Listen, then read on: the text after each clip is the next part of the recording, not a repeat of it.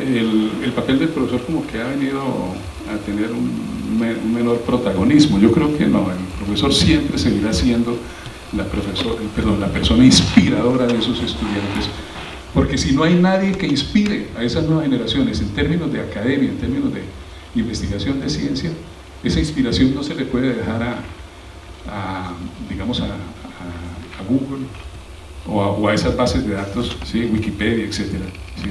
Son los maestros los llamados a inspirar a esas nuevas generaciones.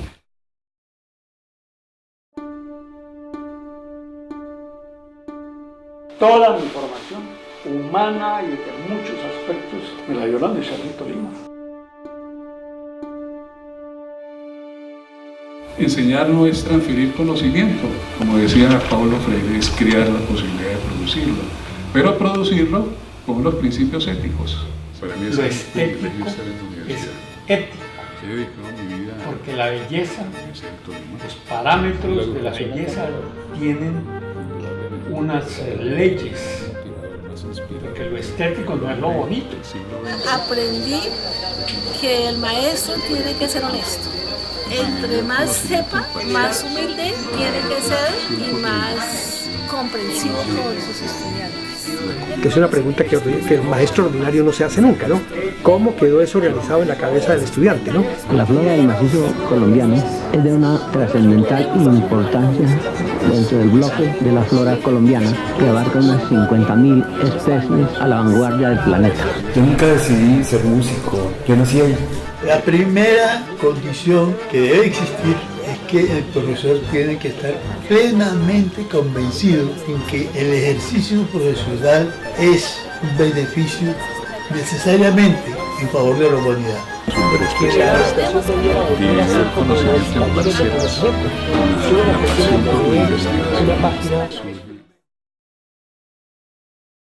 Gustavo Adolfo Vallejo, doctor en ciencias en parasitología, investigador emérito. Tuve la oportunidad de ser estudiante, alumno del profesor Vallejo, desde mi pregrado en la licenciatura de Biología y Química. El profesor Vallejo fue mi profesor de los cursos de Biología de los Invertebrados. Fue una de las asignaturas que mayor conocimiento me proporcionó durante mi carrera de pregrado, y era prácticamente un hito y una satisfacción estar en las clases con el profesor. En esa época no contábamos con las ayudas audiovisuales de hoy y era gratificante ver cómo el profesor Vallejo elaboraba todas las estructuras anatómicas de los diferentes grupos taxonómicos que hacían parte de la asignatura, de tal manera que he sido alumno del profesor Vallejo en toda la escala académica, desde el pregrado, especialización, maestría. Posteriormente fui a hacer doctorado, y en el doctorado el profesor Vallejo seguía siendo mi punto de referencia y mi consultor de primera mano en todos los procesos de formación en ese doctorado, de tal manera que ha sido toda una vida de aprendizaje al lado de mi maestro, de mi profesor, y ha sido mi maestro no solamente en la labor académica, sino mi maestro como ejemplo de vida, porque pues es una persona excepcional y ha alcanzado los más altos logros y merecimientos en la comunidad académica y científica nacional e internacional. Bueno, obviamente que la educación ha cambiado, indudablemente. Las herramientas tecnológicas hoy en día están disponibles. En las décadas anteriores, décadas del 80, del 90, prácticamente las fuentes de información eran escasas. No había internet, ¿cierto? No había, las bases de datos de literatura eran muy escasas, y entonces digamos que aunque habían bibliotecas las fuentes del conocimiento reposaban mucho en el mismo profesor, ¿cierto? Uno acudía al profesor porque ese profesor era considerado como una fuente de saber, de conocimiento. Además, si era una persona estudiosa, pues sabía mucho, ¿sí? Por eso, la estrategia metodológica de esas décadas era la clase magistral. Claro, habían talleres, habían actividades grupales, pero la clase magistral tenía una importancia, digamos que destacada, porque era el profesor el que establecía como los contenidos del curso, de la clase, en fin, los límites de esos contenidos, dictaba sus clases magistrales. Ya hoy en día lo que impera es la pedagogía activa, la pedagogía participativa. Es decir, es el estudiante el que tiene un protagonismo más importante que el mismo profesor. No podemos desconocer que el profesor es quien debe motivar, quien debe inspirar al estudiante, quien debe definir el alcance de ese conocimiento, los contenidos, etcétera, ¿cierto? Pero el papel del profesor es más motivador, más inspirador.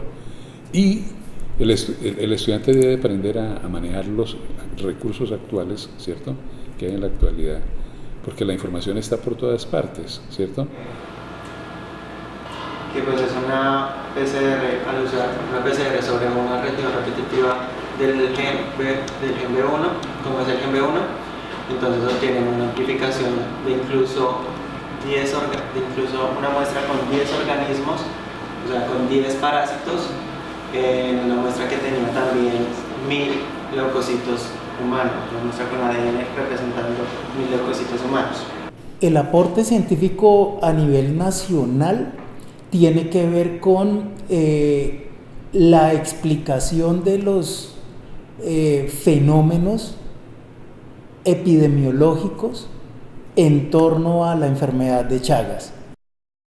La enfermedad de Chagas es causada por el Trypanosoma cruzi, un parásito que se encuentra en el insecto conocido como chinche y se transmite por picadura del insecto mezclada con sus heces o en alimentos que contamine o en transfusiones, en parto o en donación de órganos. Entonces, el profesor Vallejo ha aportado en la dinámica de los vectores transmisores de la enfermedad. El profesor Vallejo ha hecho aportes valiosos en la caracterización de los tripanosomátidos asociados a la enfermedad de Chagas. El profesor Vallejo ha hecho aportes valiosos en la identificación de los genotipos circulantes de los dos tripanosomas, Trypanosoma cruzi, que es el patógeno causante de la enfermedad de Chagas y causante de una tasa de mortalidad alta en nuestro país, pero también ha hecho aportes valiosos en la identificación, en la caracterización y en el genotipaje de Trypanosoma rangeli, que si bien es cierto, es un parásito hasta ahora considerado no patógeno para el hombre, tiene que ver con Trypanosoma cruzi, porque ellos están compartiendo el mismo ecotopo, los mismos vectores y están en las mismas comunidades humanas. Nosotros aquí hemos trabajado con un enfoque que lo hemos denominado como el enfoque epidemiológico, es decir, conocer la dinámica de transmisión del parásito, ¿sí? Porque estos parásitos son complejos y la forma de transmisión también es variable. De manera que desde hace ya varios años nos hemos dedicado a estudiar el parásito y estudiar su diversidad. Entonces, en el caso de Trypanosoma cruzi, se pueden detectar 8 tipos diferentes de Trypanosoma cruzi. Ahora, también hay que destacar el aporte para la sociedad que ha hecho el profesor Vallejo. No sé cuántos estudiantes de pregrado han pasado y han tenido la oportunidad de disfrutar de las clases del profesor Vallejo, estudiantes de especialización, estudiantes de maestría, estudiantes de doctorado, y con las calidades del trabajo que se adelanta bajo la orientación del profesor Vallejo, el aporte social es significativo, porque son profesionales que van a salir a participar y a desempeñarse como profesionales con todo el rigor que aprendieron en este laboratorio. Y de hecho nosotros tenemos publicaciones en revistas internacionales muy reconocidas, en Brasil, en Europa, en fin, en Estados Unidos, y incluso esta línea que le estoy comentando, en el año 2004 recibió un premio internacional. Ese premio se llamó la mejor comunicación científica de un científico procedente de un país en desarrollo. Ese premio nos lo dieron en Valencia, España, en el 9º Multicoloquio Europeo de Parasitología, donde habían alrededor de 80 países, la mayoría de ellos países de África, Asia, América Latina. Y a nosotros nos escogieron, la presentación nuestra fue escogida como la mejor presentación oral de un científico procedente de un país en desarrollo. ¿Y qué era lo que estábamos mostrando en esa presentación oral? En esa conferencia estábamos presentando que los vectores, que son los insectos que transmiten los tripanosomas, transmiten solamente a unos grupos, a unos genotipos y a otros no. Y teníamos las evidencias, ¿sí? Y a raíz de ese premio, pues eso nos entusiasmó y hemos seguido trabajando. Y hemos tenido ahí varios estudiantes de maestría y actualmente tenemos 2 estudiantes de doctorado que vienen trabajando con esa temática. Y aspiramos contribuir a entender eso. No es fácil porque uno cree que las interacciones son muy sencillas y no, son muy complejas. Los parásitos cuando ingresan al insecto se enfrentan a muchísimos tipos diferentes de moléculas en el estómago, en la misma sangre o hemolinfa del insecto, en las glándulas salivares, en fin. Y esas moléculas son las que finalmente determinan si hay transmisión o no, porque esas moléculas pueden eliminar el parásito. En la actualidad, la investigación en general en las ciencias naturales requiere de unos equipos de alta tecnología, a los cuales se les cobran altos aranceles de importación, además del costo que ya es elevado para Colombia, lo cual, unido a la baja inversión en investigación, limita las posibilidades a las que se dictaminan desde las grandes organizaciones y corporaciones internacionales, aunque en unos casos esto se logre sortear con esfuerzos como los del grupo del profesor Vallejo. Enseñar no es transferir conocimiento, como decía Paulo Freire, es crear la posibilidad de producirlo, pero producirlo con los principios éticos. Yo ingresé a la universidad en febrero de 1969. Eso significa que hace 49 años llegué aquí como estudiante, ¿sí? Ahí comenzó todo ese proceso formativo, que lo recuerdo con mucho agrado, ¿no? Con mucha nostalgia, porque en esa época se leía mucho, se discutía mucho. Era una universidad más deliberante, inclusive desde todos los ámbitos, no solamente académico, sino también desde el ámbito político. 69 era 2 años después de haber escrito Gabriel García Márquez 100 años de soledad, una obra que impactó a todos los niveles, digamos, académicos, no solamente a los estudiantes de bachillerato, sino a quienes ya habíamos ingresado a la universidad. Y ahí comenzó ese proceso formativo. Yo ingreso después como profesor en enero de 1974, es decir que ya cumplo en este momento, tengo 44 años de ser profesor, ¿sí? He dedicado mi vida, es decir, a la Universidad del Tolima. Si hiciéramos cuentas, no sé qué porcentaje de mi vida la he transcurrido aquí en esta institución, probablemente más del 70%, ¿sí? El valor de lo que uno deje es muy difícil que uno lo defina de manera individual, de manera personal, ¿sí?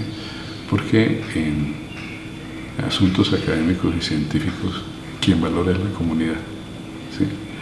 Es como cuando uno escribe un artículo, un libro, una obra, el impacto de esa obra la define la sociedad, la define la comunidad.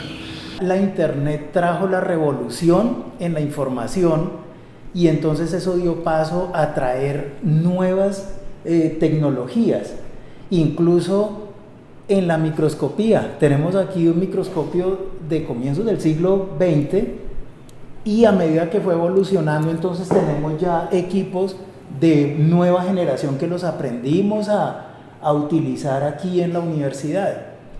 Y estos avances tecnológicos hoy nos han llevado a trabajar ya con moléculas como el DNA y el RNA, tener las secuencias de nucleótidos de cada una de esas moléculas, es decir, que hicimos el abordaje hacia la secuenciación del DNA y la secuenciación del RNA, y eso nos dio las bases para entrar ya a la proteómica.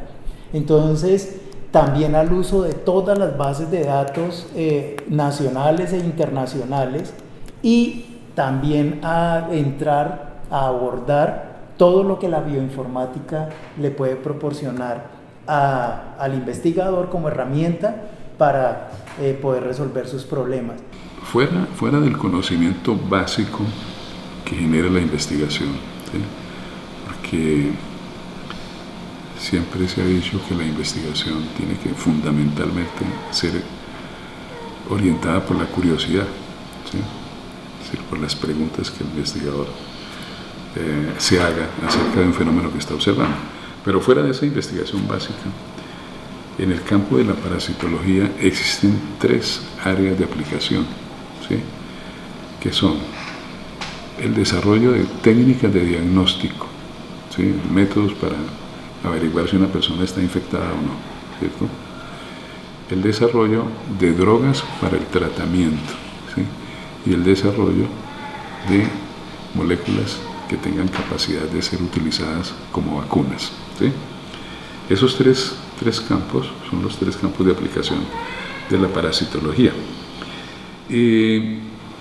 Nosotros no estamos trabajando en esos 3 campos. Estamos trabajando en la epidemiología básica, pero esa epidemiología básica es el punto de partida para poder llegar a desarrollar métodos de diagnóstico, para desarrollar métodos de tratamiento y para desarrollar vacunas. Existen 7 problemas globales y que estos problemas son para todo el mundo, no son para los países desarrollados o los países en vías de desarrollo. Y esos problemas globales están ahí planteados, el cambio climático, sus efectos y control.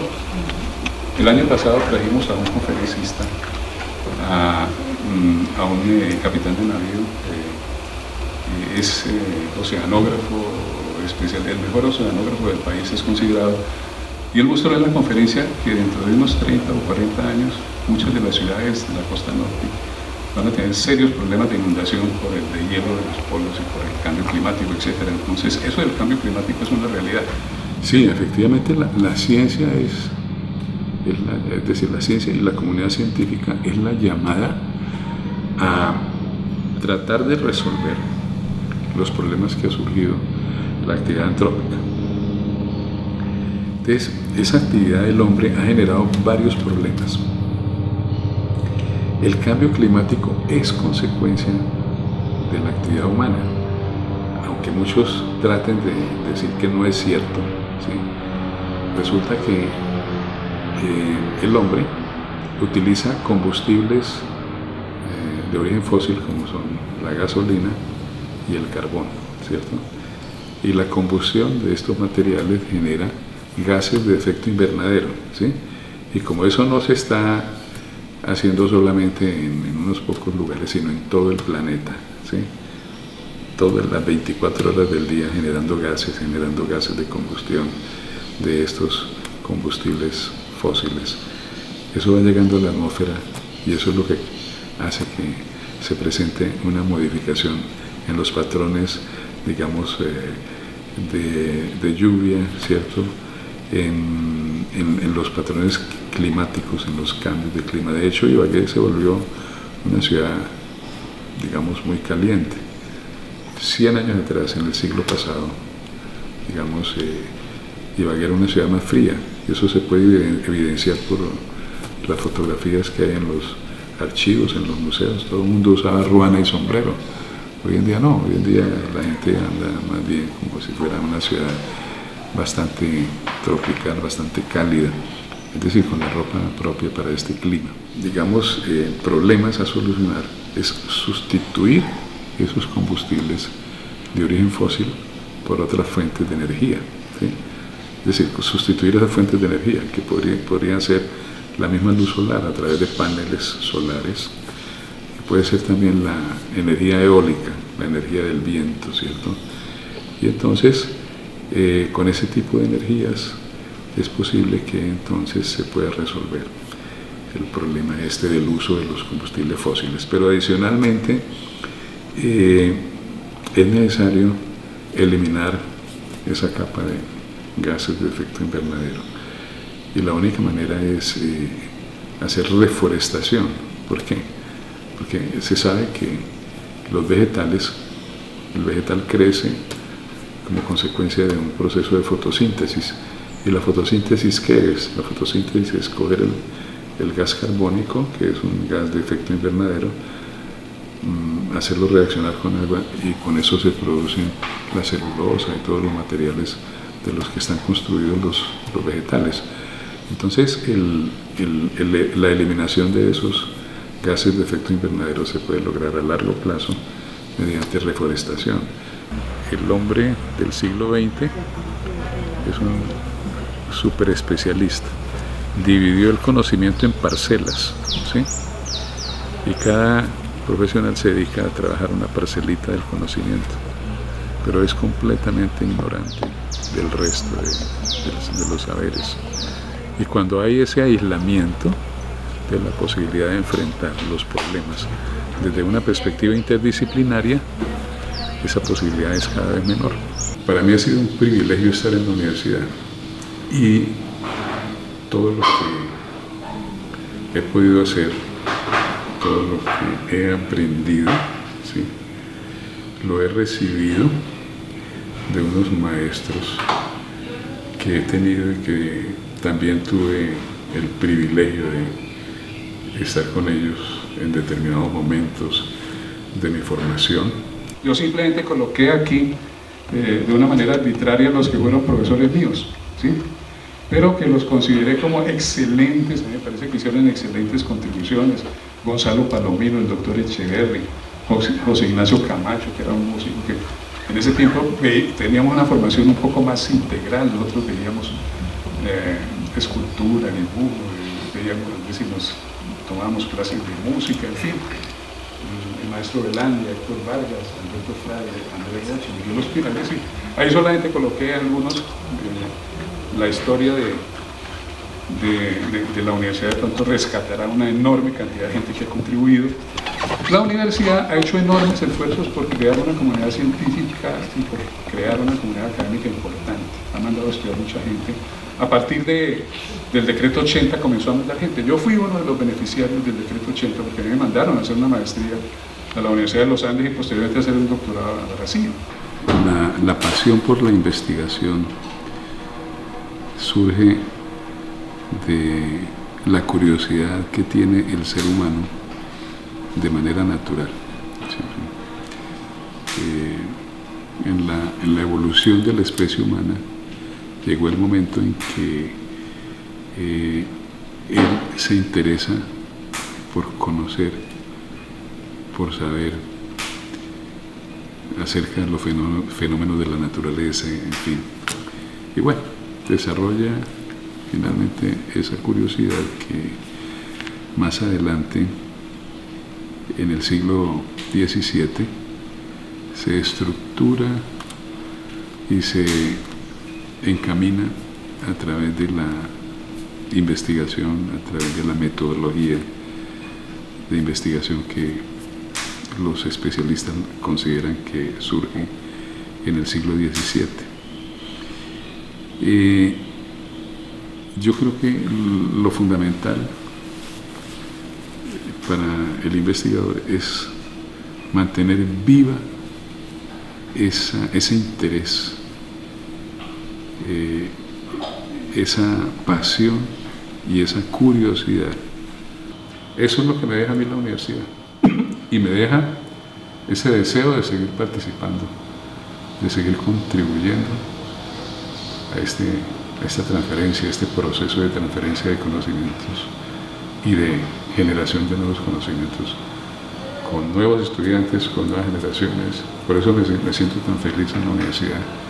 Y yo a mis estudiantes de vez en cuando les digo, es que a mí me gusta esto y por eso quiero estar aquí con estudiantes todos los días.